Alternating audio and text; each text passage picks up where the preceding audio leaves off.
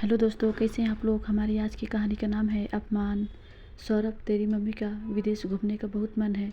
अब तू जब बहू के साथ अमेरिका में ही रहने लगा है तो कुछ दिनों के लिए अपनी मम्मी को भी ले जा अपने साथ। प्रदीप जी ने अपने बेटे सौरभ से विनयपूर्ण अंदाज में कहा। तभी सौरभ की मम्मी शिखा जी बोली, ये आप कैसी बातें करते हो सौरभ, अब हम दोनों को ही अपने साथ ले जाएगा। यहाँ अब हम दोनों का अकेले मन ही कहाँ लगता है। सौरभ उन दोनों की बातें सुनकर थोड़ा खींचते हुए बोला, अमेरिका में रहने का मतलब पता है आप लोगों को। हम तीनों लोगों का तो खर्चा उठाना मुश्किल हो जाता है और आप मुझसे उम्मीद लगा रहे हो कि मैं आप दोनों को भी अपने साथ ले जाऊं। शिखा जी ने थोड़े मिन्नत भरे स्वर से कहा, बेटा हम दोनों तुझ पर बोझ नहीं बनेंगे। हम अपना खर्चा खुद उठा लेंगे, यहाँ का घर किराए पर चढ़ा देंगे और तेरे पापा की पेंशन भी तो आती है। मैं घर के कामों में मदद भी कर दूंगी और तुम्हारे पापा भी, ध्रुव उनका पोता, उसकी पढ़ाई लिखाई में मदद कर देंगे। इस बार सौरभ ने चिल्लाते हुए कहा, बस करो मम्मी, आप हमारी क्या मदद करोगी। आपके जाने से तो हमारा काम और बढ़ जाएगा। आपके लिए अलग से वेज खाना बनेगा, ना आप किसी से ढंग से इंग्लिश बोल पाओगी। इससे तो अच्छा है मैं कोई पढ़ी लिखी मेड रख लूँ। अब प्रदीप जी से अपने गुस्से पर काबू नहीं हुआ। उन्होंने तेज आवाज़ में कहा, एक बच्चे की पहली गुरु उसकी माँ ही होती है।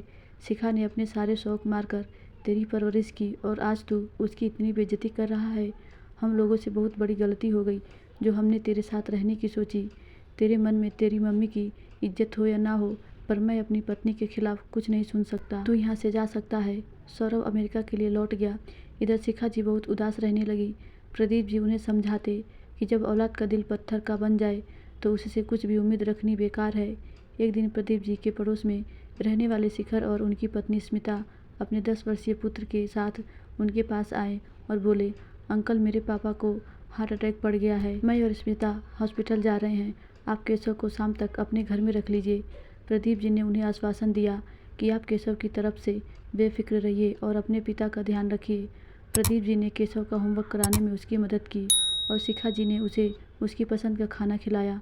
रात को शिखर केशव को लेने आया तो शिखा जी ने उन दोनों के लिए भी खाना दे दिया। अगले दिन शिखर और स्मिता फिर से प्रदीप जी के घर आए और उनकी तारीफ करते हुए बोले, आपने केशव का होमवर्क इतना अच्छा करवाया कि उसे सभी कामों में A+ मिला है और आंटी ने तो कमाल का खाना बनाया था। आंटी आपको तो घर पर ही कुकिंग क्लासेस लेनी शुरू कर देनी चाहिए और अंकल को एक कोचिंग सेंटर शुरू कर लेना चाहिए। प्रदीप जी और शिखा जी एक साथ ही बोले, अपने बच्चों के लिए कुछ करके जो खुशी मिलती है वही हमारे लिए हमारा मेहनताना है। अब इस उम्र में कोचिंग क्लास की या कुकिंग क्लास की जिम्मेदारी नहीं उठाई जाएगी।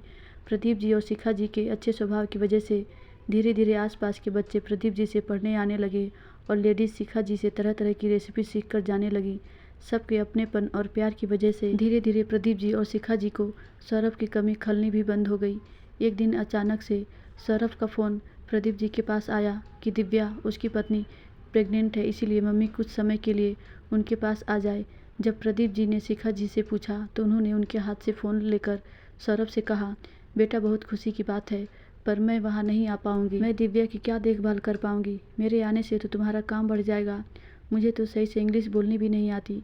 दिव्या के लिए एक मेड लगा ले। अगर रुपए पैसे की कोई दिक्कत लगे तो अपने पापा को बता देना।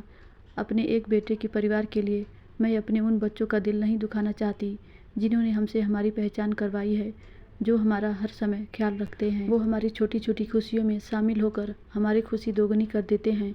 हम सब अब एक परिवार की तरह साथ हैं। तुम सब हमेशा खुश रहो। मेरी और तेरे पापा का आशीर्वाद हमेशा तुम्हारे साथ है, कहकर शिखा जी ने फ़ोन रख दिया। धन्यवाद दोस्तों, आशा करती हूँ ये कहानी आपको ज़रूर अच्छी लगी होगी।